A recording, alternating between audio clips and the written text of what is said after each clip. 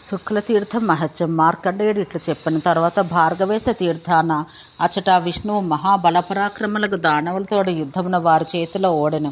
పిమ్మట అతని హుంకారం చేవారు నశించిరి. అందు స్నానమాడితే సర్వపాప ముక్తుడగను. ఇక శుక్లతీర్థోత్పత్తి తెలిపెదను వినుము.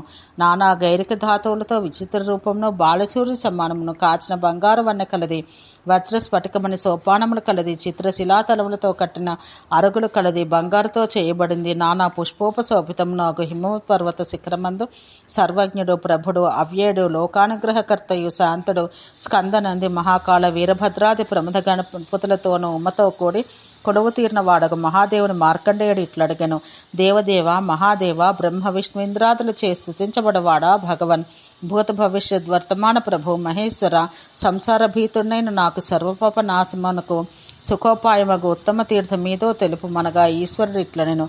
విప్ర, మహాప్రాజ్ఞ, సర్వశాస్త్ర విశారద, సుందరుడ, మనవు, అత్రి, కశ్యపుడు, అంగీరుడు, యాజ్ఞవల్క్యుడు, శుక్రుడు, యముడు, ఆపస్తంభుడు, సంవర్తుడు, కాత్యాయనుడు, బృహస్పతి, నారదుడు, గౌతముడు ఇట్టి ధార్మికులందరూ సేవించినది నర్మదా నది యందు గల శుక్లతీర్థమునకు ఋషి సంఘములతో కూడిపోయి సేవించము.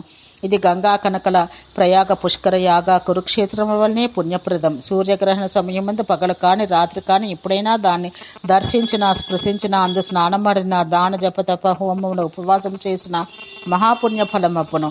అచ్చట చాణక్యుడను రాజర్షి సిద్ధి పొందను. యోజన వైశాల్యంతో వృత్తంగా ఈ తీర్థక్షేత్రం ఉన్నది.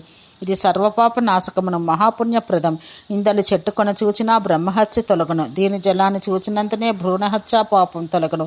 వైశాఖ మాఘ కృష్ణ చతుర్దశులందు కైలాసం నుండి వచ్చి నేనచట ఉమ్మతో కూడి సన్నిహితుడినై ఉందును.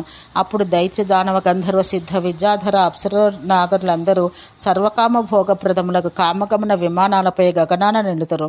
ఆ తీర్థం తనకడకు వచ్చిన ధార్మికుల ఆజన్మ సంచిత పాపాలను రజకుడు వస్త్రపు మురికిని కడిగి దాని శుక్లమనర్చినట్టు శుద్ధిపరచును. చేసిన పాపములన్నీ ఇందు ఒక అహోరాత్రం ఉపవసించినంతనే నశించును.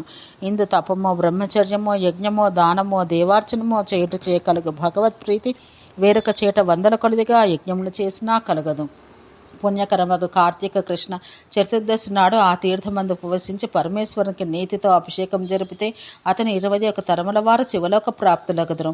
మహాపుణ్యప్రదమును ఋషి సిద్ధసేవితము అగు ఈ తీర్థాన స్నానం చే పునర్జన్మ ఉండదు. ఇచ్చట వృషభధ్వజ అర్చించి అచ్చట ఉన్న బ్రహ్మకపాలని పుష్పాదులతో నింపితే శివుడు సంతుష్టుడగను. వస్త్రంపై అర్ధనారీశ్వర మూర్తిని లెక్కింపచేసి అర్చించాలి.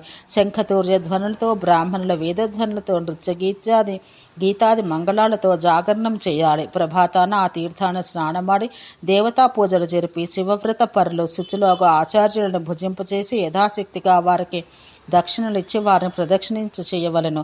తర్వాత దేవుని దర్శింపపోవలను. ఇట్లు చేసిన వారు దివ్య విమానం ఆరోహించి అప్సరోగణములు స్తుతించుచుండ శివలోకమేగి శివునితో సమానంగా ఆయా బలగాలతో కూడి కల్పాంతం వరకు అందు సుఖింతురు. శుక్లతీర్థం మందు సువర్ణదానం చేసి శివునికి నేతి అభిషేకం జరిపించి కుమారస్వామిని అర్చించిన స్త్రీ 14 ఇంద్రులనంతకాలం స్వర్గమును సుఖించును. పూర్ణిమ, చతుర్దశి, సంక్రాంతి, విషవములు వీటి యందు ఇచ్చట స్నానమాడి ఉపవసించి జితమనస్కుడై శ్రద్ధాయుక్తుడై యథాశక్తిగా దానములు చేస్తే హరిశంకర్లకు ప్రీతి కలుగును. శుక్లతీర్థ ప్రభావాన ఆ పుణ్యఫలం అక్షయమగును. దరిద్రుడు, అనాథుడు, సనాథుడు ఒక విప్రునికిచ్చట పెండ్లు జరిపిస్తే ఆ విప్రుని శరీరమందు అతని వంశం వారి శరీరములందునూ గల రోమములన్నీ 1000 సంవత్సరాలు శివలోకమందు సుఖించును.